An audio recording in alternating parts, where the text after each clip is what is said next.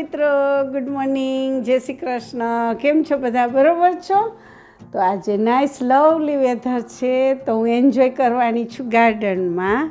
પણ એમણે એન્જોય નથી કરવાની, હું કાંઈક પણ બનાવવાની છું. તો ચાલો આવો મારા કિચનમાં કે હું શું બનાવવાની છું.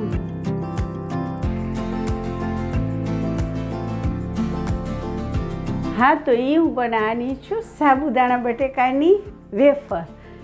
12 મહિના ચાલે એવી રીતે બનાવવાની છે કે લોંગ ટાઈમ આપણે સ્ટોરેજ કરી શકીએ. અને મિત્રો, એ વેફર ફાસ્ટિંગમાં પણ તમે ખાઈ શકો છો અને આમ પણ તમે ખાઈને મજા લઈ શકો છો. તો આવો, ચાલો હવે હું તમને બતાવું કે આ મેં સાબુદાણા લીધા છે. આ મેં છે ને 2 મોટા કચોરા લીધા છે. ઓવરનાઇટ મેં આખી રાત પલાર રાખ્યા છે. અને આમાં તમારે ડોન્ટ વરી, વ્યાધિ કંઈ નથી કરવાની કે થોડુંક પાણી વધારે થઈ જાય કે વાંધો ના આવે. અને તમે જોઈ શકો છો કે કેટલા ફાઇન પલળીને છૂટા છૂટા થઈ ગયા છે. તો હવે આપણે એને ગેસ ઉપર ચડાવશું. હા, તો મિત્રો, હવે આપણે ગેસ પેટાવશું. અને મેં આ મોટી કઢાઈ લીધી છે, તો એમાં આપણે સાબુદાણા નાખી દઈશું.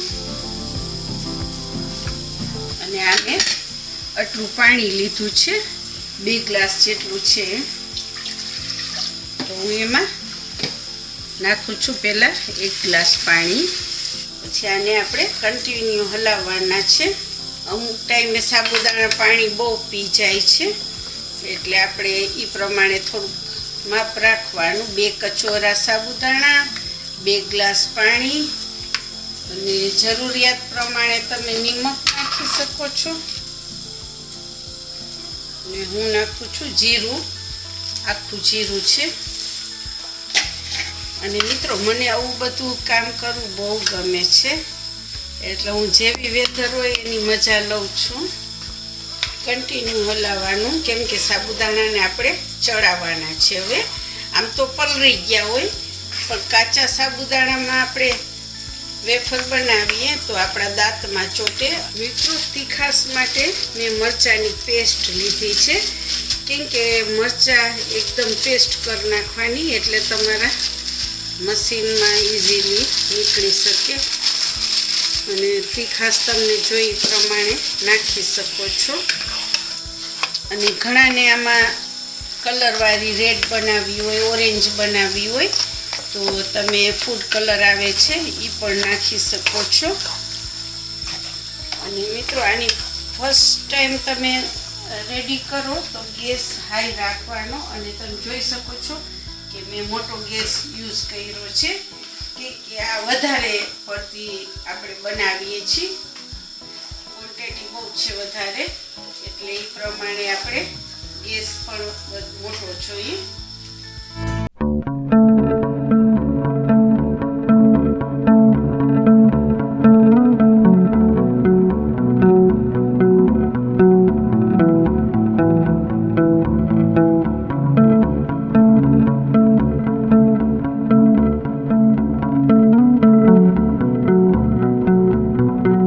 હવે થોડોક સાબુદાણાનો કલર પણ ચેન્જ થઈ ગયો છે, અને આપણે તપી પણ ગયા છે એકદમ.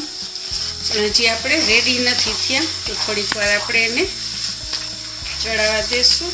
અને નીચે ના બેસે એટલે તમે નીચેથી આને ચલાવવું પડે કન્ટિન્યુ.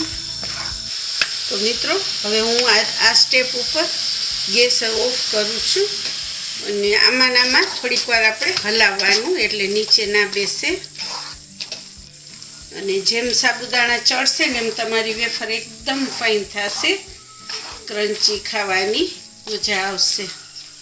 ઘણા સાબુદાણા વધારે પાણી પીતા હોય છે, તો તમારે થોડુંક પાછું અડધો કપ નાખી દેવાનું, એટલે વાંધો ના આવે. અને સાવ ઢીલું નહીં કરી નાખવાનું, નકર તમારા સાબુદાણાની વેફર કટકા થાય. આ તમારી આખી સળંગ ફાઇન થશે. મિત્રો, મેં 1 કિલો જેટલા બટેકા સ્કીન કાઢી અને બોઇલ કરી લીધા છે. આમાં નાખી દઈશું. તમે આવી રીતે પાઉંભાજી મેશ કરવાનું હોય ને એનાથી. આનું ખાસ ધ્યાન રાખવાનું કે જરાય તમારે આમાં લમ્સ નહીં રાખવાના, એકદમ જેટલું બને ને એટલું એકદમ મેશ કરવાનું. મેશ કરી રાખ્યા છે, જરાય એમાં લમ્સ નથી, એવી રીતે ફાઇન કરવાના. તો હવે હું શું કરીશ કે આ તપેલા નાનું પડે છે, તો અડધો બટેકાનો માવો આમાં નાખું છું. અને હવે શું કરું છું, આ અડધા સાબુદાણા નાખું છું, એટલે મારે મિક્સ સરસ થઈ શકે ફાઇન રીતે. અને જ્યાં સુધી આ ગરમ હશે ને ત્યાં સુધી આપણે નહીં કરી શકીએ. સાવ બિલકુલ ઠંડુ થશે પછી થશે.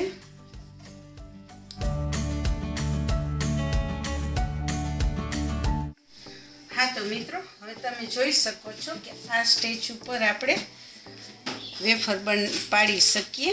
તો તમે જોઈ શકો છો કે સાબુદાણા અને બટેકા એકદમ બધું ખીચું જેવું થઈ ગયું છે. આવું પ્રોપર થવું જોઈએ. અને મેં આ મશીન લીધું છે અને એમાં આ ચકરી નહીં આવે, હું એનાથી કરું છું.